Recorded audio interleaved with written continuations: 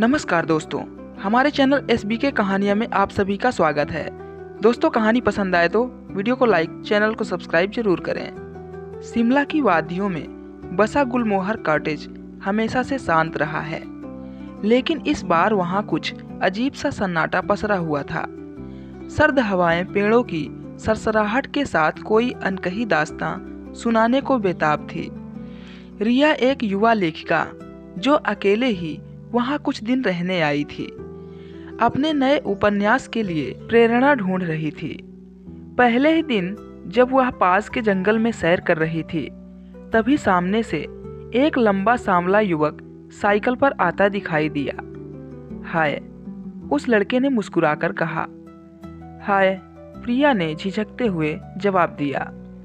मैं आरव हूँ, पास के गांव में रहता हूँ।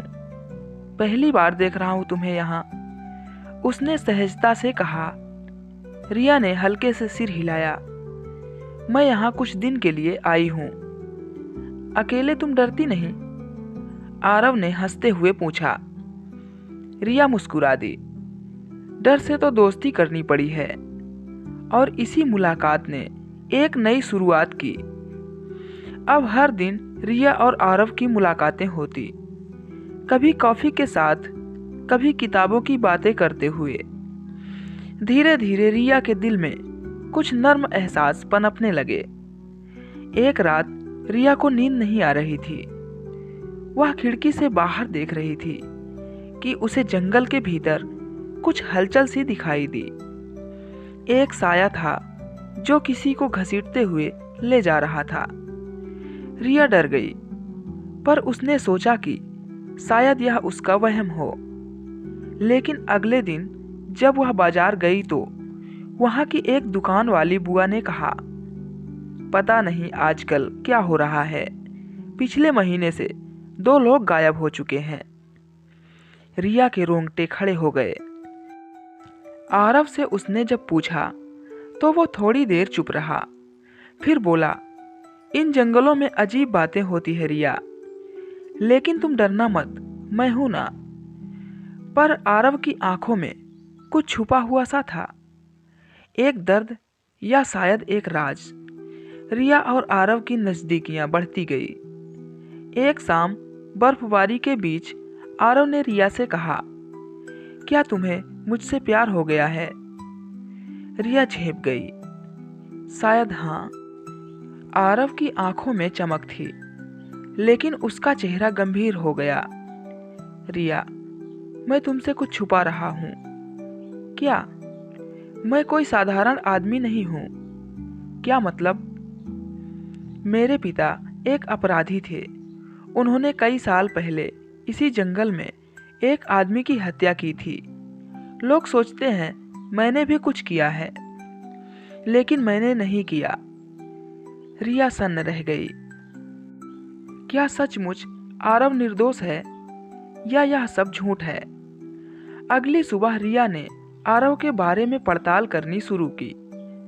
वह गांव की पुरानी लाइब्रेरी में गई, जहां अखबारों की कटिंग्स रखी थी।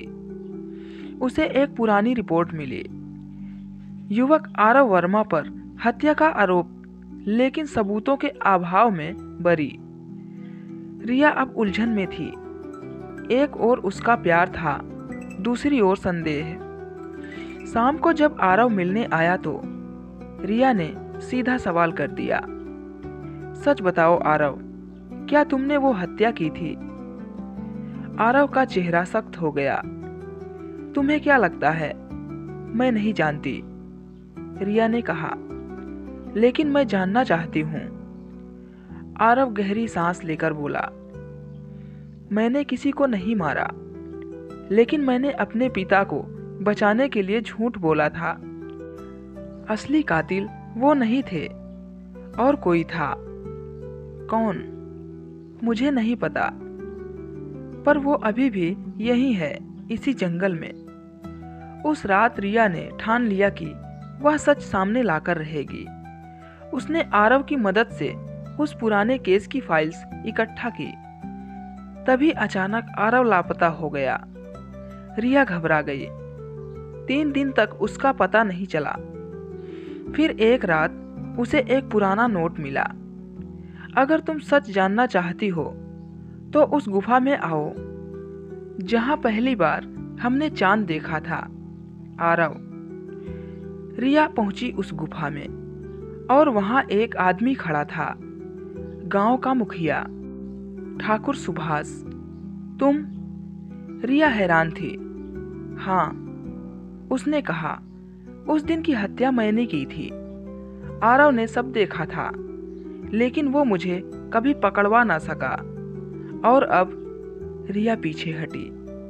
अब तुम भी जिंदा नहीं रहोगी। लेकिन तभी पीछे से आवाज आई, अब तेरा खेल खत्म हुआ। पुलिस आ चुकी थी। आरव ने रिया को नहीं बल्कि पुलिस को संदेश भेजा था। कुछ दिन बाद सब कुछ शांत था। रिया गुलमोहर कॉटेज की खिड़की से बाहर देख रही थी। अब उसे कोई डर नहीं था।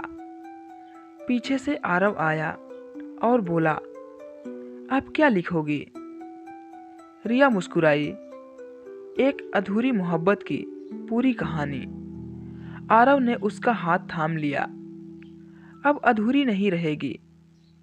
बर्फ गिर रही थी, लेकिन अब दिलों में गर्माहट थी। सच्चाई की सर्द रात खत्म हो चुकी थी। अब बस प्यार की सुबह थी। दोस्तों, कहानी पसंद आई तो वीडियो को एक लाइक, चैनल को सब्सक्राइब जरूर करें।